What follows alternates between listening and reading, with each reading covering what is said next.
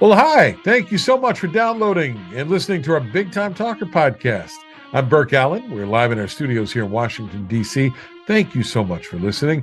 And thank you to Speakermatch.com, our show sponsor. Speakermatch is the world's largest online virtual speakers bureau. Now, if you're a meeting planner, maybe you're in charge of getting a speaker for your local civic organization like the Rotary Club, the Kiwanis Club, the Lions Club, Speakermatch.com has a great free directory for you. And if you're a speaker, maybe you're looking for meeting planners. Well, Speakermatch has an entire suite of services for you as well. So check out Speakermatch.com. Our guest today on the Big Time Talker podcast is award-winning author Liliane Fortna. The book is Winks from Above. And if you enjoy the podcast, we do have new episodes every Tuesday that you can download wherever you get your podcast entertainment, Spotify, Apple, iTunes, iHeartMedia, Podbean. We are everywhere, all over the World Wide Web. All right, the book is Winks from Above, opening up to signs and synchronicities to receive little miracles every day. We love the positivity in the title of the book, and that's why Liliane Fortna is our guest today. Thank you for being here. What is the inspiration for Winks from Above? Where did the idea come from? Well, first of all, thank you so much, Burke, for having me. Means a lot. The inspiration of the book is I always have wanted to help people since I was very little, and I helped them in many different ways throughout my life. But then, about 4 years ago, 5 years ago, I started to have some problem.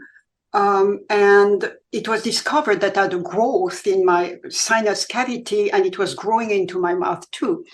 For over a year and a half, nobody could help me.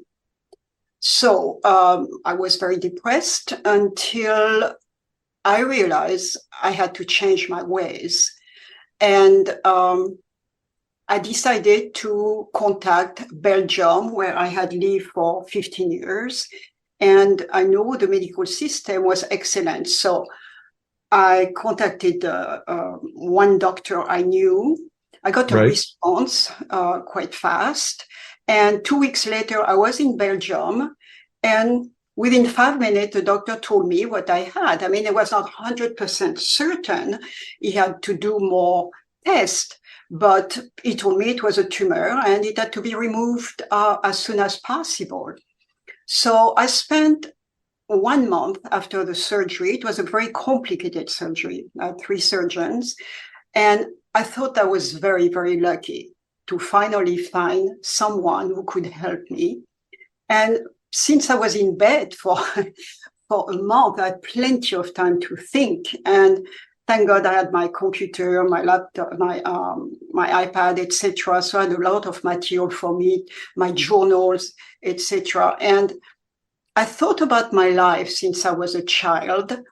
And despite the fact my childhood was very difficult, I always did very well in life.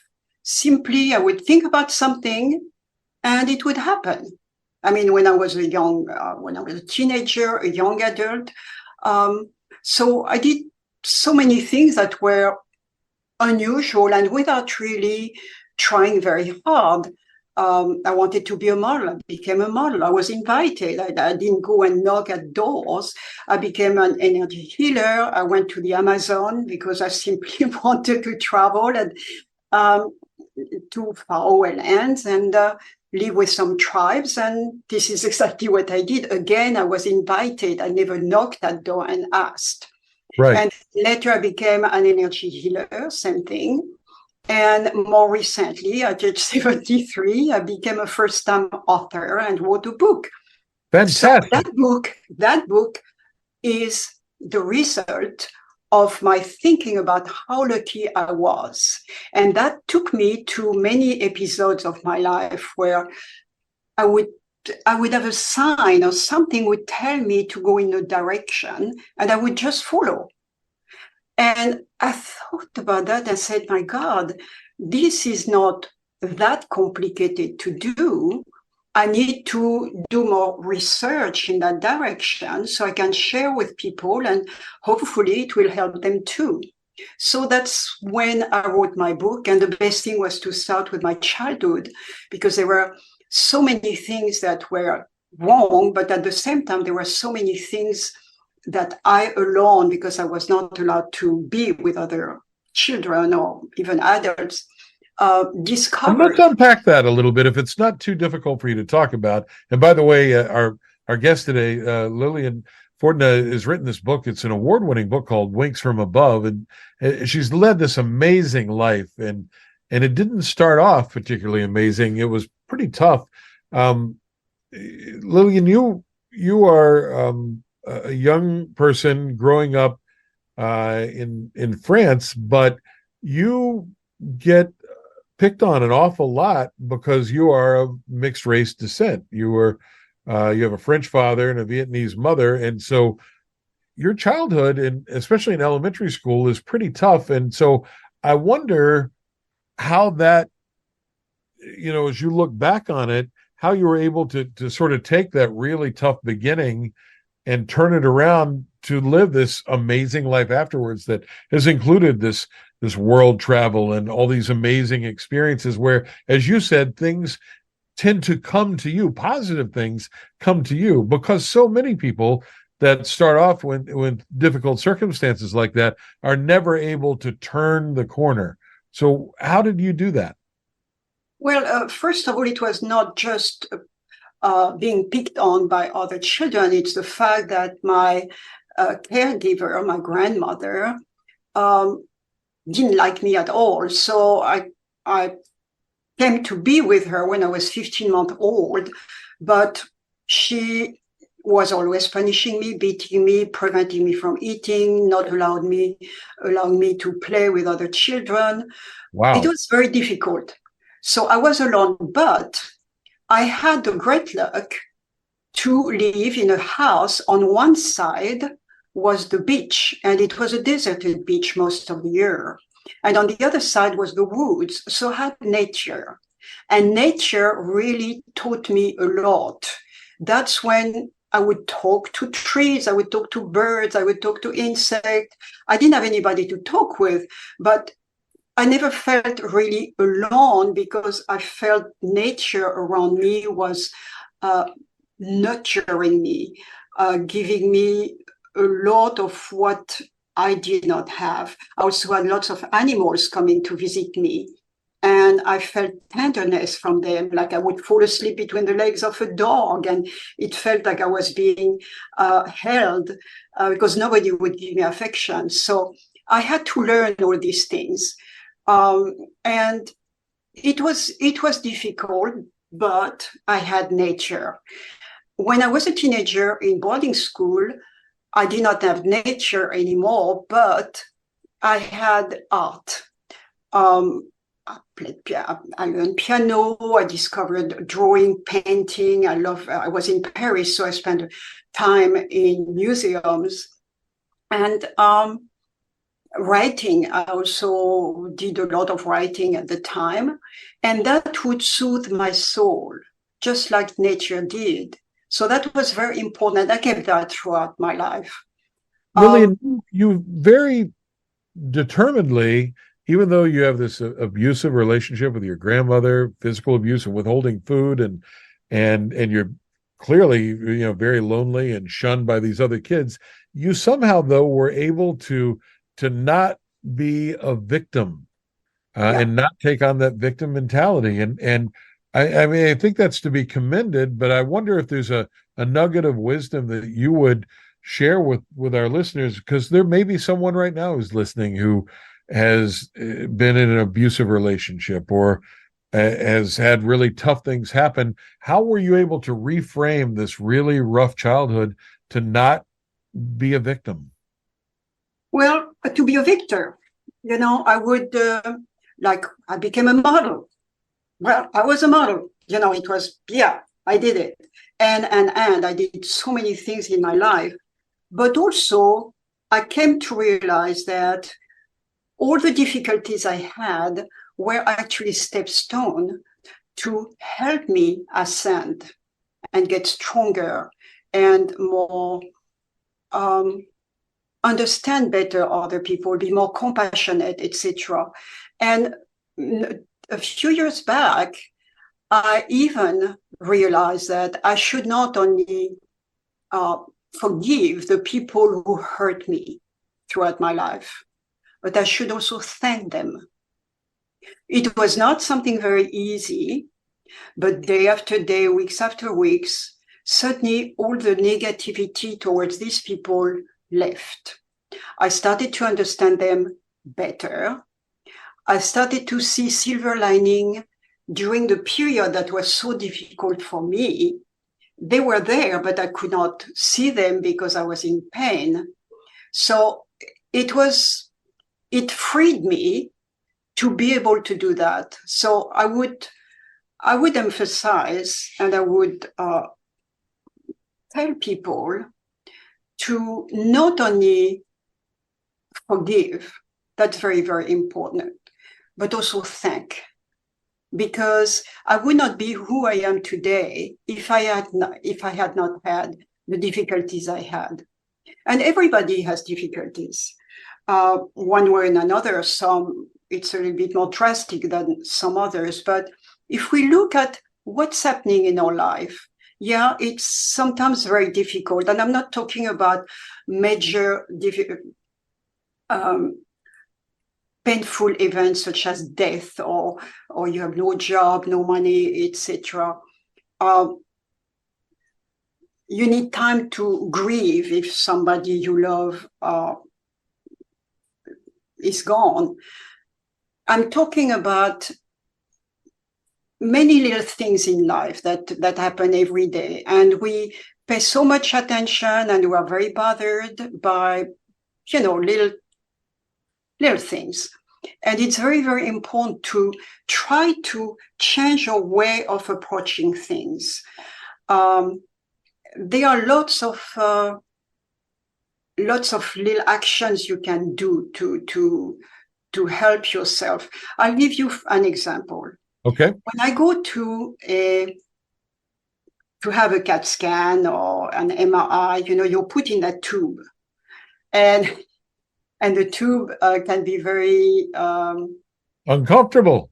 Yeah, uncomfortable and frightening in some ways, I mean, especially for some people who can't stand being in a small place. So what I do, I just close my eyes and I feel the warmth as soon as they wheel me inside the tube. And I imagine being on a boat, and the sky is beautiful, a bright sun. I can feel the warmth and the brightness. I can hear some birds. And I imagine the coast of Hawaii. Nice. And I like it. I'm in. Yeah, and somebody does, the noise. I say, oh, we're reaching high sea. The boat is starting. I like that attitude. Yeah, and we need a bit of imagination, and that sounds a bit silly, but that's okay, because if it helps you go through something you don't like, then it's great. Like another little example, for instance, when I had the tube going through my nose into my stomach for 1 month because I had to be fed that way because of the surgery. People were asking me, aren't you bothered? You smell food and you can't eat anything. I said, no. You see, that pouch right there is actually my buffet line. So for dinner tonight, I think I'm going to have a biscuit de homard. I just love it. And I can have any dessert, anything, It's great because I don't put on weight. I can eat what I want. So by just imagining that I was having a wonderful meal or eating something I liked, instead of it's going through a tube and into my stomach, it really helped me. And even my husband would come for lunch sometimes, and he would bring a sandwich, but he didn't want to eat in front of me. I said, no, sure. I'm just fine. And I was honestly fine because of the little mind game I would play with myself. So there are so many things we can do to offset to offset the difficulty, the problem, the pains. I'm not talking again of the major ones, but I'm talking of everyday life. Liliane Fortna, let me ask you a question about the title of the book, because I think this is fascinating. It's called Winks from Above. And in the book, you talk about angels and spirit guides. And in a literal sense, it seems as if you have had angels looking out for you for your whole life. And now you've spent the better part of your adult life helping others who haven't really been able to sort of tap into that side of themselves, and who have also suffered difficulties to get in touch with their better angels.